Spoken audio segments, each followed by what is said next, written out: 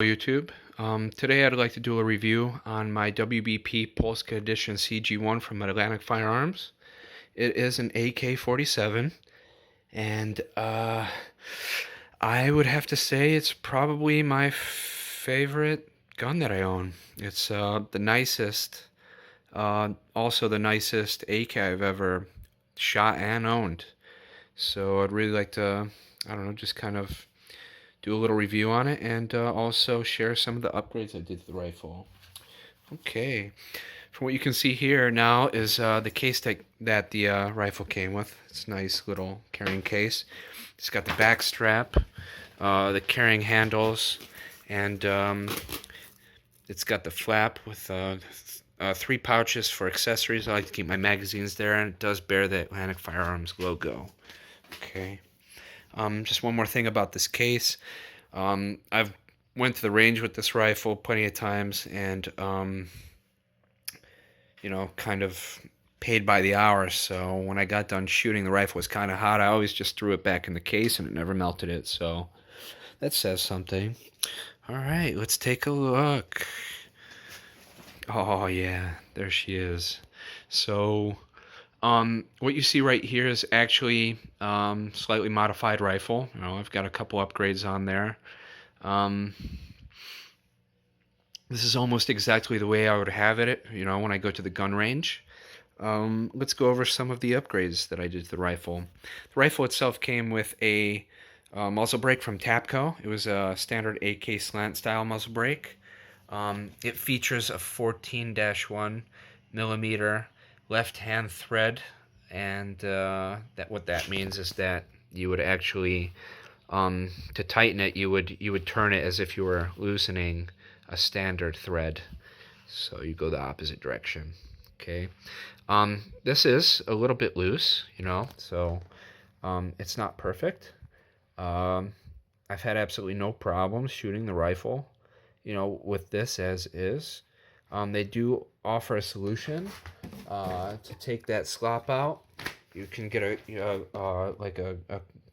crush spacer or something like that, but I never bothered with it, so I've never had any issues. Okay, moving on. This is one of my favorite upgrades.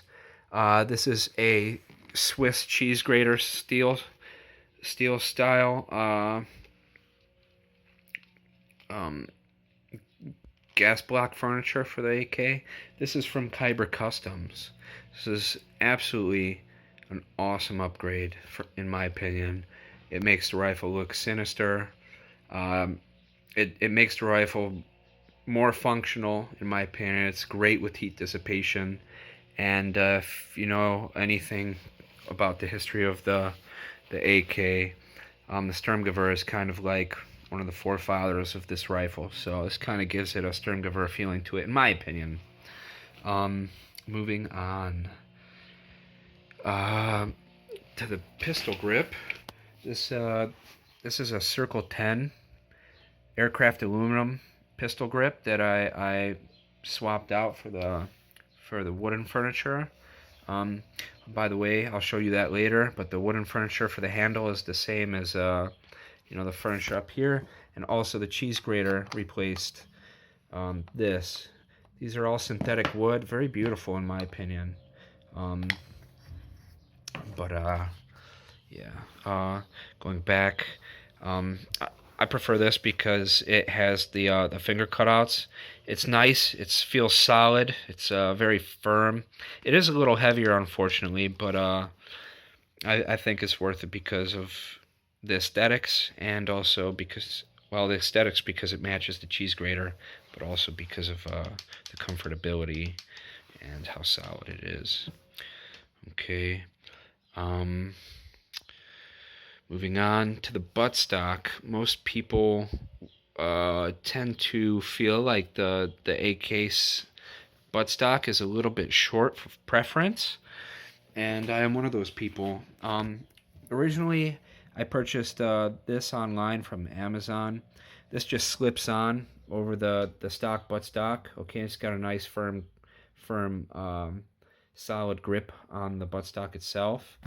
But I wanted something that was, you know, attached. to the rifle. So I wound up going with this. This is, I believe, 1.5 inches. It adds about an inch, 1.5 inches. This one adds an inch to the length of the buttstocks. For me, this is perfect. It's rubber, so it does help with recoil a little bit, and it actually does screw in there. Okay. One of the other upgrades I did to the rifle, I don't know if you could see that, but I upgraded the retaining screws for the butt pad. The rifle itself originally came with just a little standard black wood screw, and they're prone to rust, so I just went up to my local Lowe's hardware store, and I bought these solid brass standard number 12 1.5 inch replacements. You can see the model number there, product number there, but you know, that apps, you know, these will never rust now. So, and I think they add a beautiful finish to them. If you're a fan of you know, gold, I like gold, but yeah, no rust. That's the biggest thing for me. That's why I did it. Okay. Now let's go over the rifle itself. One of the things I noticed was there's like this flap back here. I didn't know what that was for, but now I do. If I would have read the owner's manual, I probably could have figured it out, but I did some research online. I realized that there's a cleaning kit that you can house back there. Now, it kind of hurts. Be careful, you get, but it's spring loaded, and there's a trap door, and my fingers usually tend to kind of get stuck in there. Let's see if I could get it out. I'm having a little bit of trouble getting it out because I only have one hand, unfortunately. Geez. Let's see if I could pry it out. Usually don't have problems like this. Usually it just comes straight out. Sorry, bear with me. I'm going to put the phone down for a sec. Alright, sorry about that. I just had to use both hands. And no problems after that. But this is a cleaning kit. This is a self-contained compact cleaning kit with a screw that pops off. You know, this goes into the rifle. It pushes on the flap. It pushes on the springs. The flap closes, and then it rests on the flap. And when you stick your finger in there, it's not a preference, my choice, but you know, you push it in, you push the flap open, you push this back, and then you let go, and the spring is supposed to beat the flap and push this out. Now, I'm not going to take the tools out. I did purchase this separately, but after reviewing the owner's manual,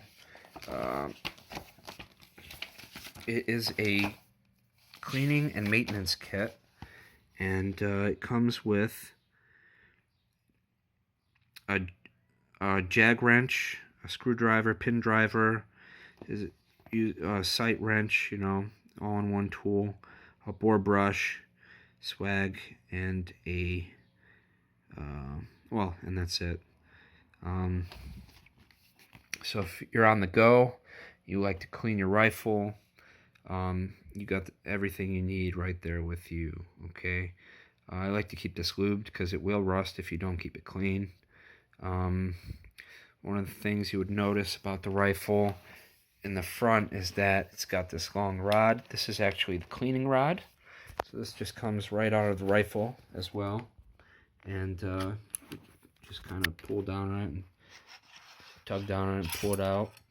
And it's threaded, okay? And the thread actually fits into the cleaning brush itself, and you can clean the rifle. Very handy, you know. I don't keep this in my rifle because it's extra weight. I also don't keep the rod in my rifle.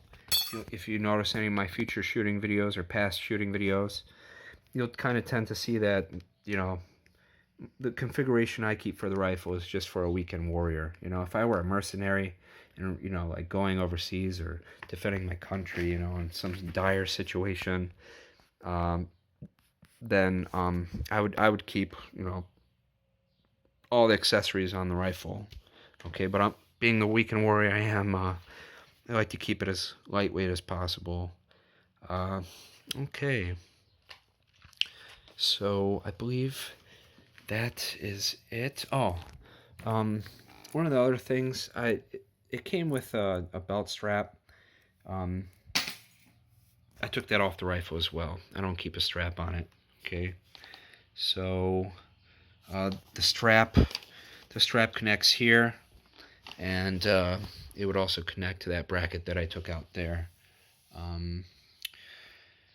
All right, now let's move on and field strip the rifle.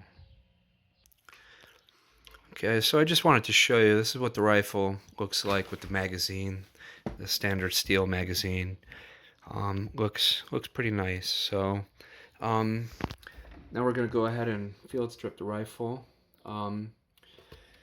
First thing that you would want to do is pull down on the safety selector lever. Cock it, well, take the magazine out. Make sure the magazine's empty. Cock it back a couple times, just to be sure that, you know, there wasn't a live round inside the rifle. Okay. Then the next thing you do is, at the rear of the dust cover, there's this little spring-loaded tab. Okay, you press forward on that, and you lift up on the dust cover. Okay. Next, you push forward on the recoil spring, and you pull up to move it out of the retaining grooves in the rear of the trunnion or the receiver itself. Then you take the bolt and bolt carrier and slide that back and up out of the receiver grooves. Okay. You can see the bolt inside there. This is a very nice bolt carrier, specifically by Atlantic Firearms. This features a nickel-plated, an electroless nickel-plated bolt and bolt carrier. Absolutely beautiful finish. Absolutely rust resistant. This is a very, very beautiful signature piece to have on your AK. Well, enough said about that for now. You would push back on the bolt, rotate it, and then slide it out forwards. Okay. Then to remove the gas tube, there's a lever on the side of the gas block. You flip the lever up and then lift the rear of the gas tube, and out comes. To remove the handle furniture, the foregrip, there's a lever on the inside on the right. When pointing it forwards, you lift the lever up, push it all, extend it all the way forwards, and then slide forward the bottom furniture. This is just about as naked as it gets. Okay, if you wanted to take the muzzle brake off, there's a little retaining tab here. You would press on it, spring loaded, and then, like I said, you would, to remove it, you would actually do righty loosey instead of righty tighty. It's actually righty loosey and lefty tighty because the threads are reversed. Okay, so that's how that goes. Okay, I'm not going to take that off. All right. You can see it bears the Polish emblem. I think that's a really nice addition to the rifle itself. Okay, so it's pretty much, for the most part, field stripped, almost down to the bare minimum. So now I'm going to go ahead and continue to talk about some of the features and upgrades of the rifle. Like I said, I upgraded the stock to a pistol stock. I want to show you the original handle. Okay, it was wooden furniture, just like the rest. You know, it matches the rest. Okay, it's a nice, really nice piece, really lightweight compared to the upgrade I put on. But I wanted the the handle to match the cheese grater, so that's why I did that. Okay. Nothing wrong with the original, but one of the things I would note when upgrading from this WBP Polska CG1 edition to a Circle 10 grip is that there's this special retaining nut. Okay, it's got special angles to keep it flush, everything flush. Okay, so it sits, so you can see it seats inside of the handle itself, and keeps it flat and flush with the receiver. Okay, there's this long bolt that goes through. You should receive new bolts with the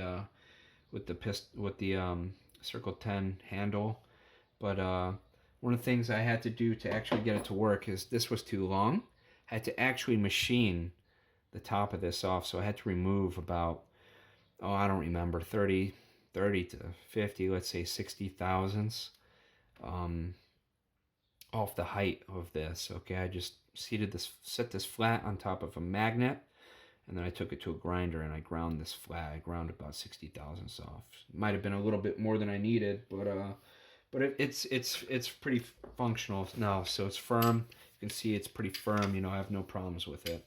But I would not say it was too long before, and it would not allow the Circle 10 to adapt to the receiver. So took care of that.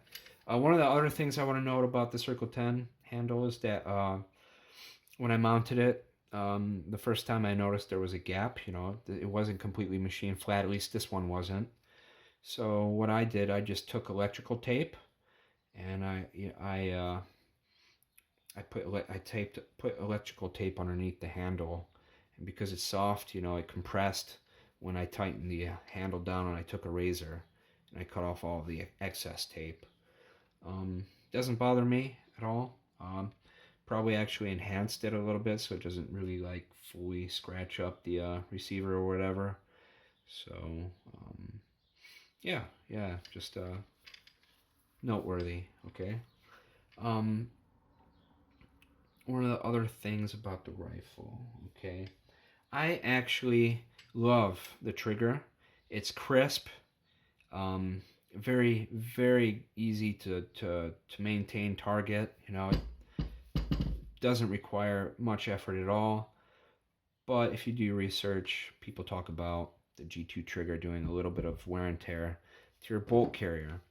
So I actually don't use this as my functional bolt carrier. Okay, I actually purchased a spare from WBP as well, and it's a black finish, and it works great. Taking a look at the bolt carrier, you can see some of the wear and tear along the bottom of it. Okay, and then also when I first used the rifle, there's this little backstop on the back of the bolt carrier, and this would slam against the rear of the trunnion, and you can see that it starts losing its initial geometry. Okay, so what I did was purchase this spare so I didn't have to do wear and tear. I used this as my showpiece for the rifle. Okay, when I just have it sitting on the wall, this is what I have in the gun.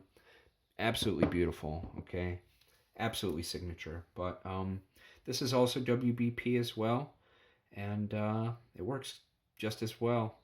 So yeah, I would definitely suggest investing in probably a spare bolt carrier, especially if you want to do the other upgrade I put on it. Ha ha ha, here we go. On this, I've also got a K&S adjustable gas piston. This is one engineered upgrade for the AK. I don't know if you can read that. It says APS-S-113. What this adjustable gas piston does is it allows some of the the blow-by recoil exhaust fumes to go through the piston itself, and it has adjustable valves on the side. Okay, so you would, twist this piece clockwise to close the holes, or counterclockwise to expand the distance of the valves, to open the valves further. And then you can adjust the amount of blowback gases to bypass the recoil of the bolt carrier itself. I actually had to remove the old gas piston. I'll show you that real quick. Right here, this is the original gas piston that came with this bolt carrier, and you can see that it's threaded. Just for all of you out there that are uncertain, the threads do bear the full pressure of the recoil, and it's got these holes right here to mount a rivet inside of the bolt carrier that connects the bolt carrier to the piston, and all that does is prevent this from unscrewing itself from the friction of the recoil. Okay, but the actual threads itself bear the full amount of pressure from the recoil. Okay, that should make you feel a little safer about upgrading. Okay, when I did this, I wasn't sure. I didn't know about that, but you kind of learn as you go. I actually machined a rivet myself. I did a very nice job. I'm going to do another video possibly on how I did that. I think I over-engineered that as well, but there's absolutely no slop to this gas piston. That is nice and firm on this, and straight on this bolt carrier. Okay, now taking a look at the bolt carrier that came with the originally came with the rifle, there is a little bit of slop on that gas piston. It does move a little bit, and that's totally fine. AKs are notorious for the reliability because they have looser tolerances. You can get sand and dirt inside there and it'll handle it most of the time. So no worries about that. It's absolutely okay to have no slop, and in my situation it's absolutely okay to have slop as well. So, or that should be pretty much anybody's situation, but in my situation as well, no slop is okay. I think that's what I meant to say. So all right, let's reassemble her partially, and to take a look at how I would actually have the rifle configured. Actually, before I do that, I just want to show you some of the other upgrades I bought for the rifle. Okay, this is a zenitko bottom rail for the AK. This features tri-sided 40 what is that, 40 mil rail, or is that, what's that called? That's pick and tee, I'm sorry. 3 pick and tee rails, both 2 on the sides, 1 on the bottom. Perfect for all of your attachments, laser pointers, in my case bipod, foregrip, the whole 9 yards. Okay, this is also great to have, if you're going to be shooting extensively, or if you want to, shoot long distance, or as long as distance as you can. These are great upgrades. But the original stock, if you put a lot of rounds through original wooden, with the original wooden furniture on there, it heats up a lot. You could feel that in your hands, and this allows heat dissipation, and not only that, you can attach a foregrip to keep your hands very far away, and also improve the accuracy if you can handle this well. Okay, and comfortability. It could enhance comfortability in some cases as well. Let's just put that on the rifle real quick, to see what it looks like. One of the things I will note about the zenitko rail is that, like I said, there are so many variations of the AK and sizes and platforms that there is some machining work that would go into sizing it. Okay, but yeah, there you go. Okay, that's an idea of what it would be like. I have it so that this mount just slides off. Okay, you could just hold the rifle nice and firm. Okay, could help with recoil. Anyways, I think it looks great, absolutely wonderful on the rifle. But I do keep the wooden furniture because I just love the overall aesthetics of it, with the wooden furniture matching the buttstock, and then having the cheese grater match the handle. Okay, it's not an overwhelming amount of black, I guess. Not that there's anything wrong with black, but in most cases, if I could have the full rifle black, I would. But I have not invested in a black stock, so that's why I use the wooden furniture so that they match for now. Okay. Anyways, so let's put the cheese grater back on. Okay. And all right, moving on. Now I want to discuss another upgrade that I did to the rifle. Besides the AK adjustable gas piston, I can adjust the back pressure, okay, on the gases, the excess gases from the recoil of the rifle, okay. But also, one of the other things I did was I installed a recoil damper, okay. Now I did some research on the recoil damper, and I also wasn't too sure about them. Okay, this is what they look like. All right.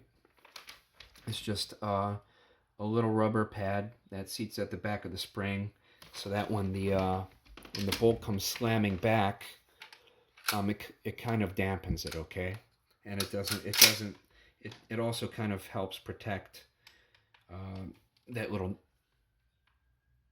nipple at the back of the bolt carrier from slamming into the trunnion and warping it, okay? Now I was reading forums and I didn't know if this was worth it or not, and some people said that it could crack your receiver. I had absolutely no such experience, okay? So I don't know if it's because I have the adjustable gas piston and I reduced the recoil or whatnot, but this does shorten the length of the bolt carrier itself, and this does.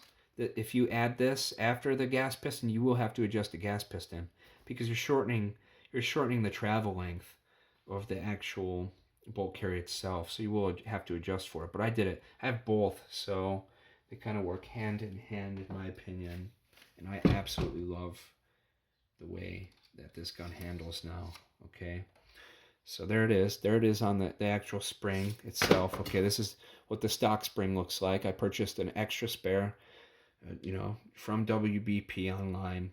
Okay, and this is what it would look like. And then you just maybe I'll do a video on how to put the damper on. But I already have it on for this video purpose to showcase my rifle. Okay, so look out for the other videos. Maybe I'll post it in the link or comments below. Okay, so let's go ahead and reinstall this. And yeah, let's put the dust cover back on.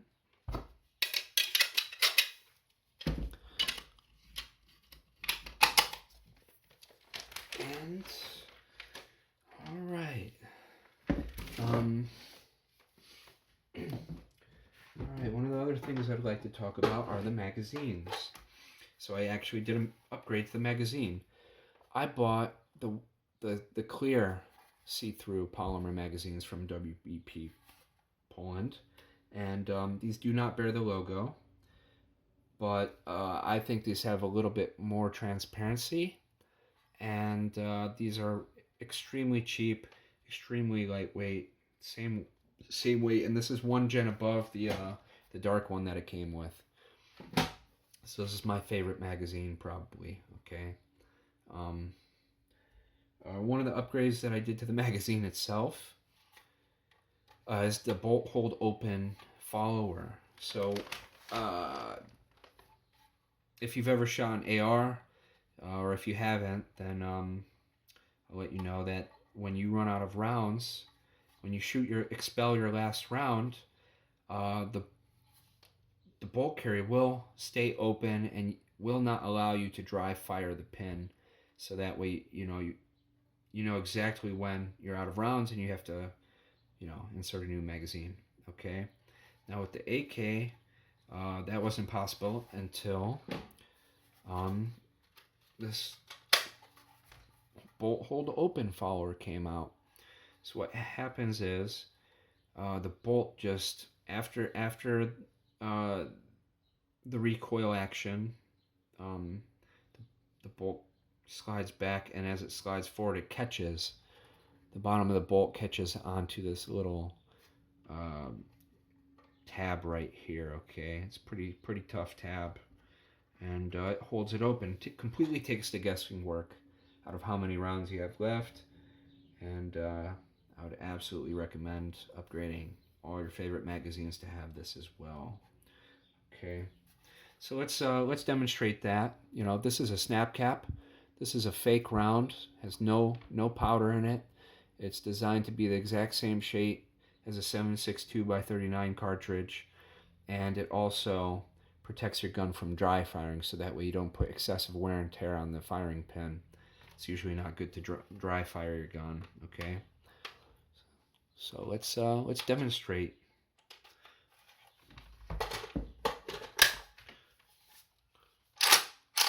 Oh, I love that sound, by the way.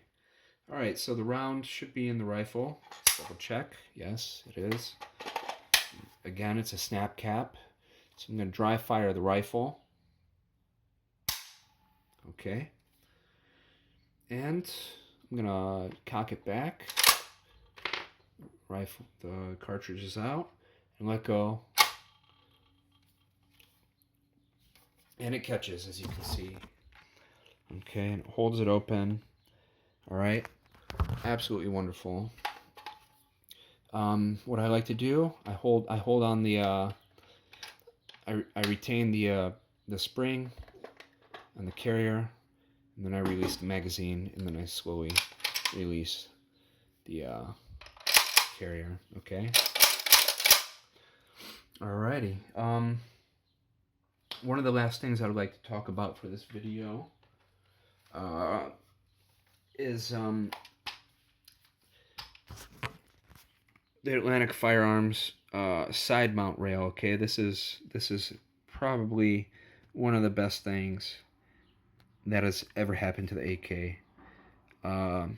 As you can see, you'd probably have to modify the rifle itself, or screw out your own accessories and optics in if it weren't for this. They have other options, but this is my favorite. This is integrated, and it's solid, and it's absolutely wonderful upgrade for the rifle, which is why I would always suggest to get an AK with this side mount on it. Okay. I purchased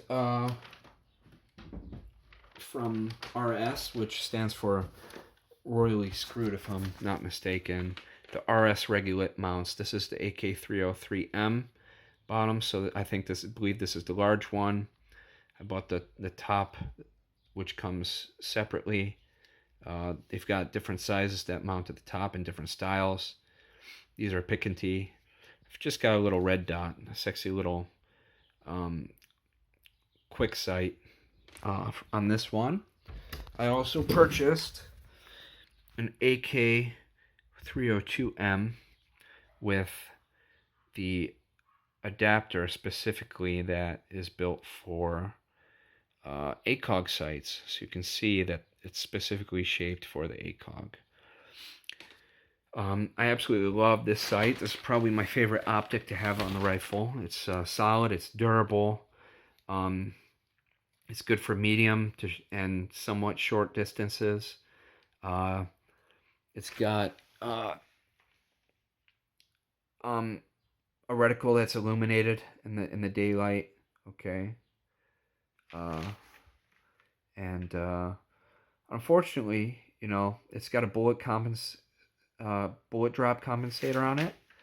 I don't know if I can get you to see that. But unfortunately, the compensator is only somewhat accurate. Um, this thing handles recoil very well. And this is actually a fakog. Okay, this is a Chinese edition. I got this for like $80 on eBay, and it sure beats $1,000 if you're on a budget. So I would highly recommend this. They're absolutely durable. This is not a real tritium.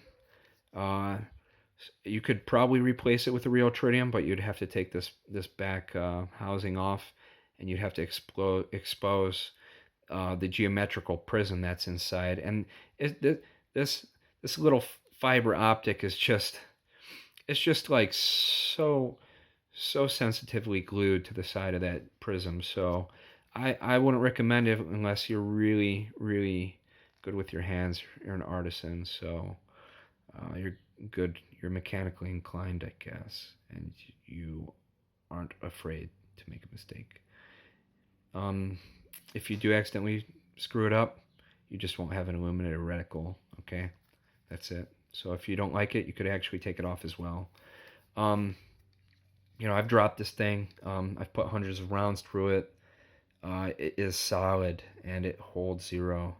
In fact, the regulate mount and mounted to the side rail, believe it or not, is holds zero very well as well. You know, I take this on and off and go to the range and pretty much don't even really have to adjust it. You know, if I do, it might be like 1 or 2 clicks, but not even. And that could be due to weather or something like that, or the way I'm shooting. So absolutely beautiful. Okay. Oh yeah, one of the other things I wanted to talk about, which I forgot to mention before, on this zenitko rail, I mentioned that I had to machine it a little bit. I just took a mill bastard and I hand filed it until it fit. Okay, the front and the back, and that's what I didn't finish talking about earlier. Now that I remember, sorry. So let's go outside. You know, let's go outside and take a look at how this looks. You know, I don't know if you can really see here. Probably shouldn't be pointing this out the window. I don't recommend this. But yeah, it's got a nice picture. You can't really tell because of the window screen. Let's go outside and take a look at how it looks outside. All right.